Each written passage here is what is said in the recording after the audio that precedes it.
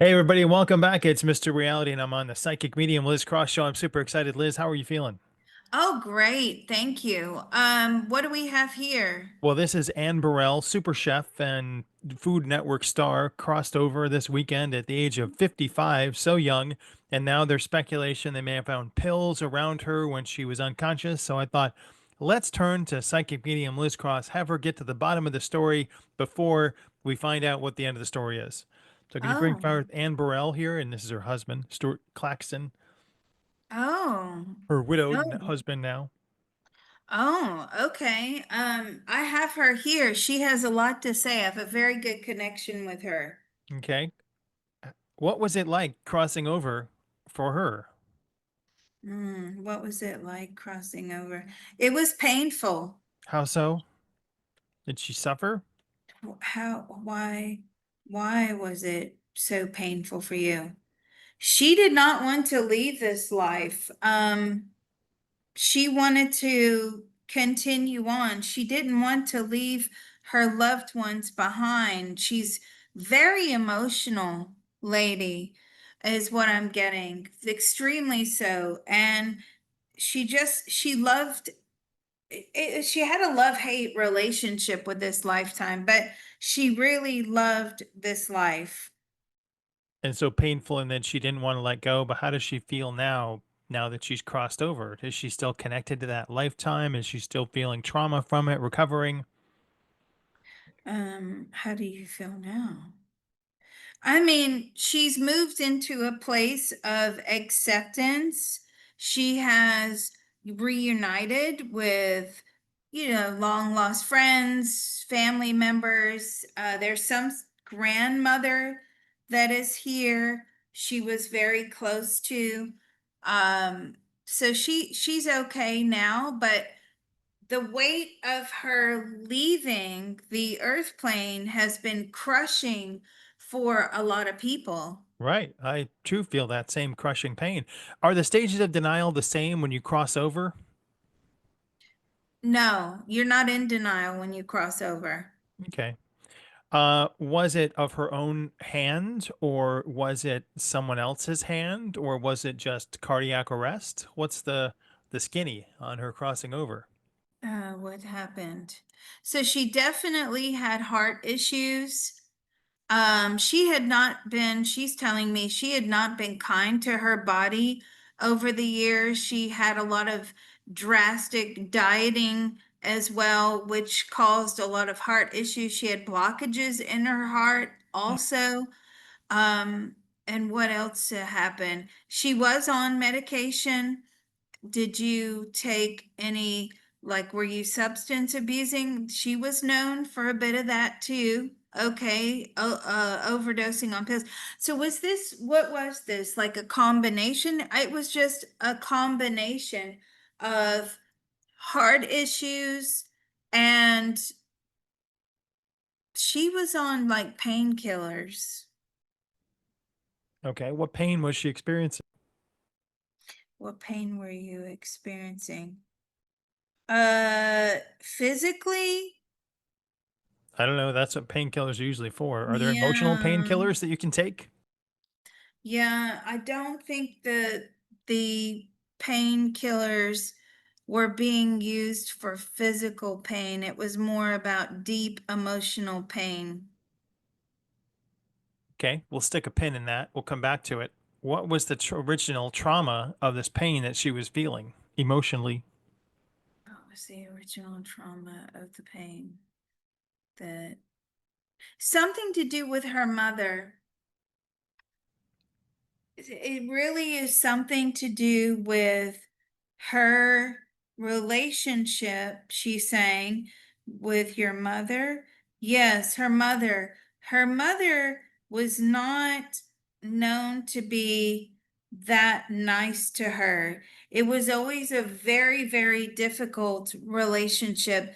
There was no acceptance there of who Anne was. It was almost as if her mother hated her.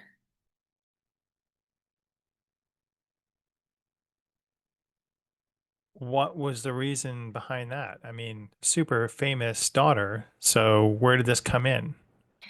Yeah, but this was early on in the childhood. Like Anne was not an easy child. Anne was a very difficult child, actually, quite a demanding child, a very needy child, needed her mother around, and her mother just really wanted her to get on with it. It wasn't as if she felt loved and accepted. Her Anne was very different. Um, and her mother was very much like, you do as everybody else does. Didn't like any of these differences, didn't celebrate any of these differences as a unique individual. And so was that the original origin for her pain, or did that come in a previous lifetime and just kind of carried over into this one? Was that, is that from this? No, God, no. This is from, oh my God. This is going way back. And I feel that there's a sibling as well. And yeah, they liked her when she was famous, right? When she could do all these things for them. But prior to that, they did not like that she was a different person. They just did not like it. They were very uncomfortable. Now, going into past lives, she Anne always felt as if she was the outsider in the trio. There's also a brother, I feel, was the brother in this lifetime. I'm not sure if he was in this lifetime. It just feels like he's on the outskirts of everything. But within the Soul family, this is an ongoing problem between especially her, another sibling, and the mother. And the mother was kind of competitive with those siblings as well. Like she and her siblings or sibling, uh, they were almost in competition with one another. And instead of the mom really saying, well, we're not being competitive, she encouraged that competition. And so let's get back to the reason behind her crossing over. Was this something, again, of her own hand? Was this a combination of something, or what will we find out when toxicology reports come back?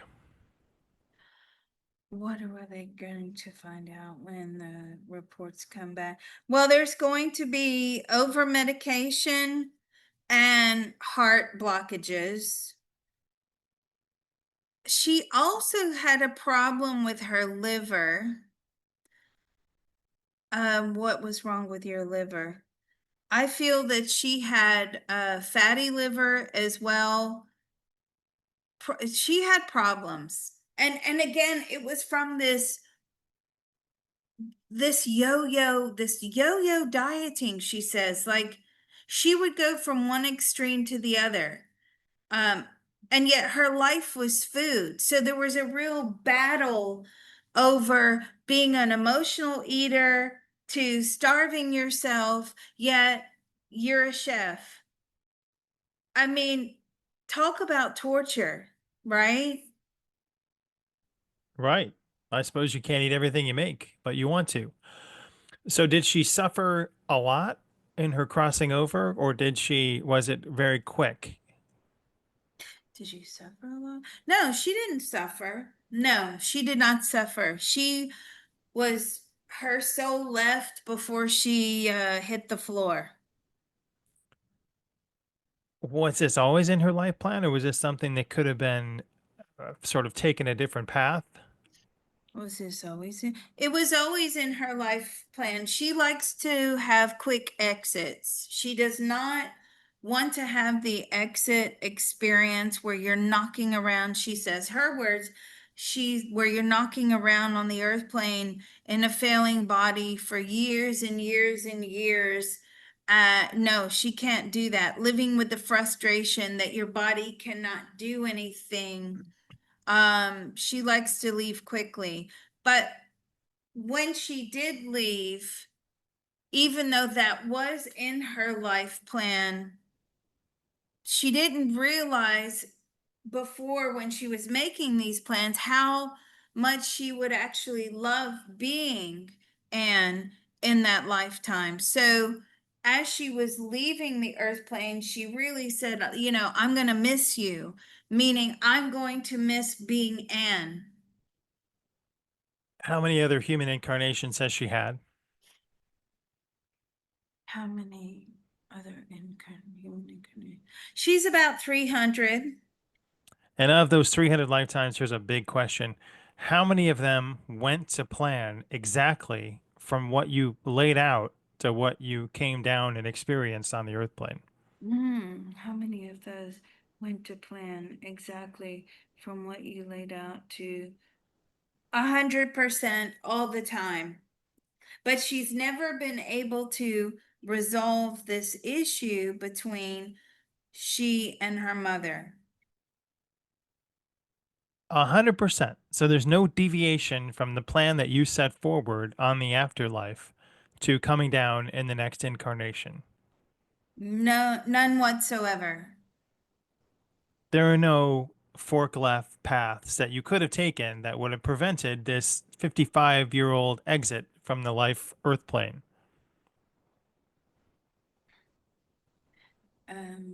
Was there any?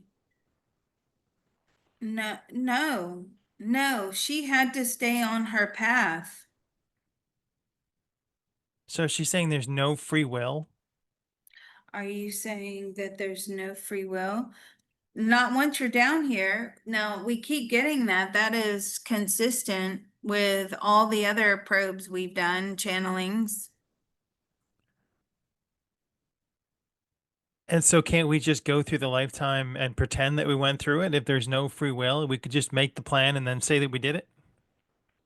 Can we just go through the lifetime and plan? Yeah, no, no. It's set in stone. It's programmed. The energy is programmed. Isn't there anything we can do to mitigate that programming or change or alter that programming? I'm talking with our members of the CTT group as well to change that pathway that we were on. Is there anything that we can do to mitigate? You have to alter your consciousness. You have to alter your emotions about how you feel regarding your relationships, yourself, the relationship with yourself, she says. That's what you have to work on, your emotions. She always presented herself as happy, but a camera's rolling. So, what was her true side versus what we saw in TV land? Were you always? She wasn't always happy. I mean, this struggle with weight and food, you know, she's telling me she was a food addict. Now, if you think about, she's telling me, if you think about that, Liz, think about being a food addict. You have to eat in order to survive. But she went so much further than that, which was the addiction was the basis of her success. So it wasn't as if she could just walk away from her addiction and never have to deal with food ever again. And I'm saying, but surely you had that choice at some point in your life. Did you ever contemplate walking away? Oh, many times, but I could not leave. Now she wasn't very good with money. Okay. That was another life lesson that she had to come to terms with her spending. So her spending wasn't under control. Therefore, she had to keep making content, and she loved the camera, she loved the people, she loved the interaction, she liked making things too that were good for families, good for people, feel good food is what I want you to know. I've actually, and I love cooking programs, but I've actually never seen her do a show. How is that Okay. possible? She's on every show. Because on YouTube University, there's so much talent on YouTube now. You can just find any recipe. You don't have to sit there glued to a cooking channel. So yeah, I have my people that I really like on YouTube. But yeah, I promise you, I've never seen a show of hers. You know me, I don't have a lot of time to watch TV. But with her, she loved all of that. I'm telling her, I'm sorry I never saw your show. But she loved that. And her life would feel so empty when she was not on the camera. She said, I was living a lie. I'm saying, what do you mean you were living a lie? And she was pretending to be, in relationships that she wasn't really aligned with, she's telling me. So it was very complicated off camera. She's a people pleaser too. I want you all to know that she's very much a people pleaser. So if you say to her you want her to wear something or be a certain way, if it made you happy, she would do that at the detriment of herself. What's the opposite of a people pleaser? Because I feel that's what I am, a non-people pleaser. Oh, my God. What is the opposite of a people pleaser? And the extreme opposite of a people pleaser is someone who actually does not care. So, what she is telling me is someone who doesn't take care of their hygiene, someone who doesn't care like what they wear, their clothes are dirty, and she's not talking about a homeless person or something like that, somebody who is just doesn't care. But I'm saying what that, but both of those pose mental health issues to the point where you don't really care what anyone thinks of you, and you don't bathe, and you don't take care of your hygiene. And she goes, oh yeah, that is also an extreme I'm not. mental health issue. Being a people pleaser is an extreme mental health issue. You've got to be able to strike a balance. Yes, I want people to perceive me in a certain way, but I'm not going to overthink about their perception. Hmm. Well, I wouldn't say I'm that far extreme, but so if you're part of this grand cosmic script that you authorized and that you wrote yourself, and you've done it like 299 times, we'll say, are you learning to make better choices, or do you still feel that you're making some mistakes? And what are the mistakes? See, even though she was famous in this lifetime, it still wasn't enough. Okay. So, are you still, no, she can't find a way around this problem with her mother. That this is something that they have done so many times. The dynamics change, their roles change. Uh, they, she wants to talk about this lady. Um, So she came out and she wants to talk about the love of her life. Do you know who that is, Mr. Reality? No, I mean I don't follow her Instagram, so You know what? She has been a lesbian in many, many, many, many, many, many lifetimes. And even in this day and age, in this lifetime, she still never felt as if she was accepted. This female, the love of her life, they're soulmates. They're together in every lifetime. And they always have to, not so much in this lifetime as the other lifetimes, but they always have to hide their relationship. And that is so deeply painful for her. okay. Here she is coming out in 2012, and then she married a fella, so maybe bisexual. Um, but her true love she couldn't find, or she couldn't, is always destined to cross mispaths with. What's that benefit? No, no, there was definitely a female on the scene here. So let's ask this question. You you came out as a lesbian, yes, and then she married a male, is that correct? Probably, yeah. I think she's had other. I don't know. I haven't followed her that closely, but So why what was the deal here? So I mean, were you bisexual? No, she was not bisexual at all, not even close, she says. Um, so you were heterosexual? No, she was not heterosexual. She was a lesbian in this lifetime. And so why? Okay, so this marriage was a marriage of convenience. The problem was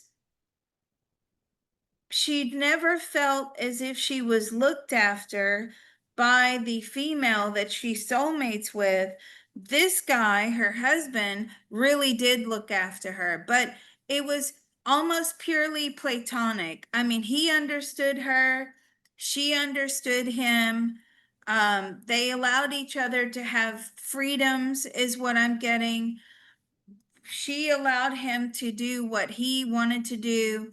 They still loved each other very much, but it was more of a best friend kind of love. They were always there for one another. She says, and that's another struggle. Why is it she could not get a female love partner to also care about her in that way?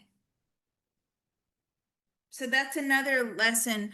How do you find something that's all encompassing? And she takes a very progressive view of you should have multiple partners who can fulfill all of your needs, right? So the love need, the lust need, the I support you, I'm your best friend, I'm this, I'm that, I help you, raise kids, or that. She's very progressive. She goes, we always restrict that down to one role, but it's actually impossible, according to her. It's impossible to have all of those things, all of those expectations in one person. does she feel that she adequately expressed herself, or was that another symptom or another, way that she hid her true personality in marrying a fella? Did you feel? No, she did not adequately express herself. She could not express her needs. That element of herself was suppressed as a child because it didn't matter how much you expressed your needs were not going to be met unless you were a conformist to what everybody's ideas of what little girls should be like. I mean, she was brave, she was bold, she was courageous, she was, loud, she was different. Um, she's just, one of those people that refuses to be pigeonholed and put into a category as she was younger. And oftentimes she says, I was an embarrassment to my mother. But does she feel like she authentically represented herself in this lifetime, or was she never able to do that? No, she wasn't able to do that 100%. That was almost like taken out of her from childhood. So then she had to learn that in order to get along with everyone and to fit everybody's perceptions of who and what she should be, she had to hide many parts and many elements of herself. Are there other lifetimes where she has been inauthentic? Oh, several, several. There Can she were tell us about one of them? lifetimes, yes. I tell you, I have a great connection with her. She had a lifetime where she was a female and she had to disguise herself as a male in order to work because females were not allowed to work. This is going way back. And she cut her hair short and she would try to hide her breasts and she would wear baggy male clothing and she did manual labor and she lowered her voice and she didn't say very much in order to make money to support the family. What was In her that job? lifetime, her father had passed away. Mother and again, sibling were there, and she always felt responsible to support the family. Mother was going to have to turn to prostitution. She didn't want her to do that. So she disguised herself as a male and did the manual labor. Was she a chef? No, no, she was not. She did many jobs. She did a farmhand. She did a farming, a lot of farming, growing things, dealing with the animals, building, helping to build like little wooden houses, uh, moving rocks, anything that anybody needed doing. And of course, everybody knew everyone back then in these little communities. So she purported to be like the long lost brother that after the father passed, that he must have had with someone else. And the brother came to live with them. And so when other people would inquire about where she was in the lifetime, it was, oh, she's too sick. She's too sick. She's got an illness. She's too sick. She can't come out. So, but the tragedy of all that was she ended up getting in a farming accident and passing away. And then people knew that that was really her. But they didn't look down upon her at that moment when she passed away in that farming accident. The men commended her because she was such a hard worker and how she had managed to fool all of them. Hmm. Looking back on the tapestry of all of her lifetimes, can she see, like, what threads does she see that carried over in personality? We talked about sexuality, but what about personality from lifetime to lifetime? Repeat that question for me. I'm sorry. What, I'm sorry, what was that question? Just, I wanted to know, personality wise, looking at all of Mhm. her lifetimes, what carried over in her personality? Is that something that disappears with that incarnation, or do we get threads of it? Mm, Oh, I see. I'm sorry. Yes, because she was just chatterboxing away in my ear when you were asking me that question, and I'm sorry, I was trying to focus on you.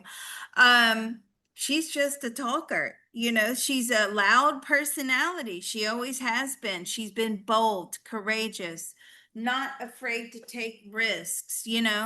Um, so yeah, that stays with her on a soul level. What was she saying just now? She she was chatterboxing about all the when she had the farming accident and she was laying there and all the farmers like took off their hats, and all the people that because it was a large farm, and took off their hats, and they had their hats over their hearts. And as her soul was leaving her body, she was standing there like, now you feel sorry for me. And she's laughing. And before she goes in the tunnel, that's what she was showing me. How long do you stand over the body before you're sucked up into the tunnel? Ooh, God, what a great question. How long about 45 seconds. That Really? is an excellent question. Hmm. And if she looks back upon all of her lifetimes, excluding Anne Burrell, which one is she the most proud of? Which lifetime are you the most proud of? She invented something. She had a lifetime of where she was a boy. This is going way, way, way, way, way, way back. And I'm saying, and what was it you invented? And she's showing me some sort of wheel type thing, like moving water around. It wasn't like to create energy, but it was to pump water out to almost like an early irrigation system. Which geographical region was one of her favorite incarnations? Well, she loves the USA. So do Which, I. oh, you're so nice. Which geographical region? Poland. When about Poland and what about Poland? What about Poland? It was a very hard life. This is going way back, but there was so much love there. That was the one time when everybody loved one another. Grandmother, mother, they all stuck together. They were peasants. And the poverty drew them very close together. They were almost joined at the hip. These girls were not going to be separated. There was just so much love in that lifetime, and they appreciated Poland, and they appreciated, she's saying, the life that was given to them in Poland. How long ago was it? Oh, this is like several hundred years. This is maybe 800 years back. And that was the last time that she felt truly loved by her mother. And then they Wow. went back to the same old thing again. Is there personality in animal lifetimes? Is there personality in animal lifetimes? Not as much, no. But there is, or there? There is a bit of that boldness and outlandish, outgoing uh part of her, but it wasn't, that kind of behavior as an animal can get you killed. Ah. Well, Anne Burrell, what will the what what would you like people to say about you now that you're gone? Food is what? Is love. And if you love someone, there's no better way to what? To show them than with food. Doesn't that go against what you were trying to fight against your whole life? See, that's exactly what I was, but I'm like, okay, but what about the Didn't you self-love? just tell us about, yeah. So what about the self? It's about showing people that you love them, but you also have to use food in order to love yourself. So even though you're making a fantastic meal for other people that may not be prone to weight issues and things like that, it when it comes to yourself, you have to feed yourself appropriately. And I'm saying, what do you mean by appropriate? She's like, well, according to your body type, if you know you can't handle carbs and sugar and things like that, well, then you feed yourself well and you don't consume those things. She loves sugar, by the way. How about ways to feed yourself not through food? Impossible. I, Food is love, food is life. well, According immortalizing to the words of Chef Anne Burrell, you'll be sorely missed on the Food Network, and we hope you find some comfort in the great beyond. Liz, thanks so much for bringing her through, and Anne, thanks for spending some time with us today. Where are you off to now? um where are you off to now? She's going back to her grandmother. Isn't that so nice? I really enjoyed this one. I really do. This was great. So thank you, Mr. Reality. And don't forget, Mr. Reality does have a tip jar listed down below. Thank Buy me you. a bacon, lettuce, and tomato sandwich because Anne would want you to. Yeah. Thank you so much. Bye bye. Bye.